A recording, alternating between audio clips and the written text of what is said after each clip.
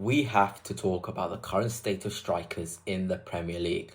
From the good to the bad, a conversation is definitely needed, and I feel like we've almost lost what a striker needs to have to be successful. I give you an example: Ipswich Town, near the bottom of the Premier League. We look at their centre forward option, kind of old school, Delap. Bullies defenders, runs the channels, links the play, has powerful ball striking. All these fundamentals make him so effective in the Premier League. He's the sort of profile which will thrive at probably every other team in the Premier League. We then go right to the very top at Liverpool. They don't even really have a recognised centre forward. Yes, Darwin Núñez is sort of meant to be that guy, but when we look at his qualities, he hasn't got the consistency with his strikes. He's not potent in front of goal. His link play, it's decent. His channel running is probably his best attribute.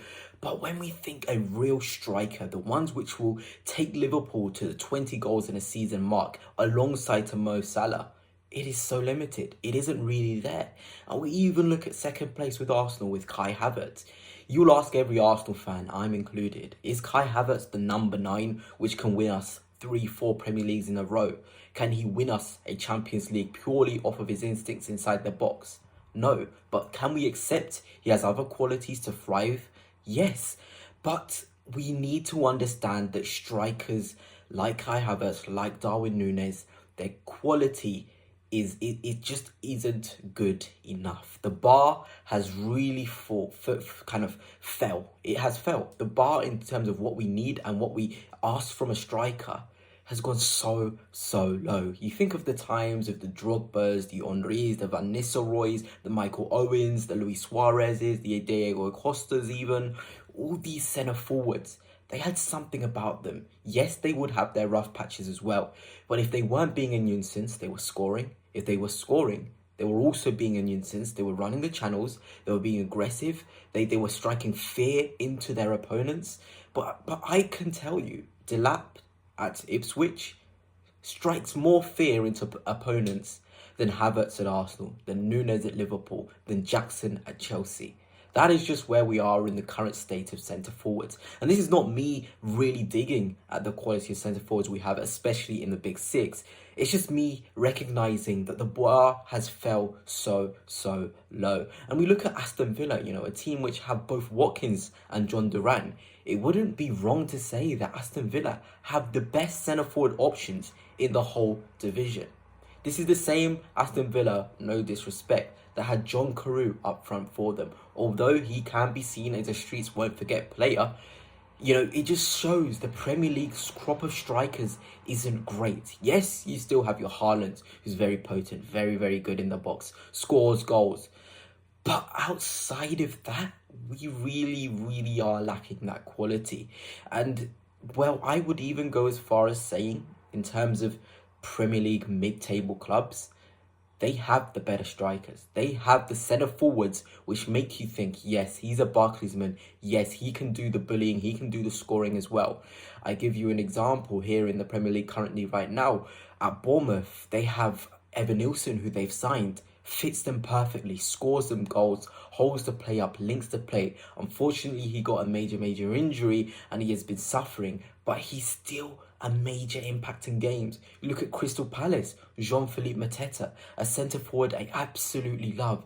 He is so old school. You put a ball into the box, he'll be a nuisance. A ball in behind, he can score as well.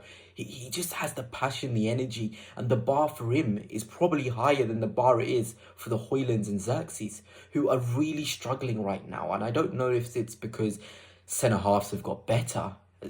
It could be the case, because you look at other teams in the Premier League, you look at Bournemouth, they've got Hysyn and Zabani, two very young but complete defenders. Not many centre forwards have a lot of joy against them. You look at the top end of the Premier League, Saliba and Gabriel, again, two top centre halves. Liverpool, Konate, Van Dijk, again, really difficult defenders to play against. And are these centre forwards, have they got the fundamentals to really deal with those sort of defenders? No, it's almost like centre halves are moving forward and centre forwards are moving backwards. I had this thought not too long ago.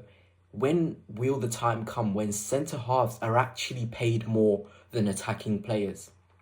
I feel like the bar is so low for what we expect from attackers in terms of contributions with goals and assists, chances creation, being just a nuisance like Drogba was.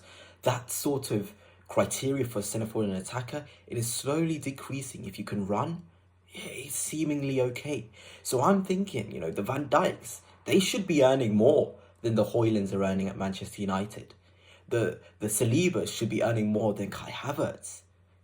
Probably the only centre forward in the Premier League right now specifically who could probably justify their wage is Erling Haaland.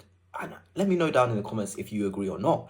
But it just made me think, centre halves really are changing the game, and the appreciation and the bar for them is now getting higher than attackers. And when that happens, you've got to pay them more. The quality then comes from the back and then moves to the front rather than from the front and moves to the back. It really is an interesting predicament in the Premier League.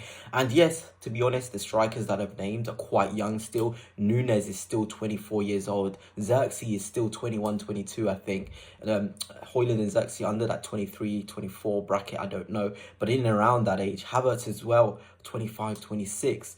You're looking at all these centre forwards, they're still quite young. Yes, they may blossom, but currently right now as this video is being recorded, I can say that the bar for centre forwards is quite low.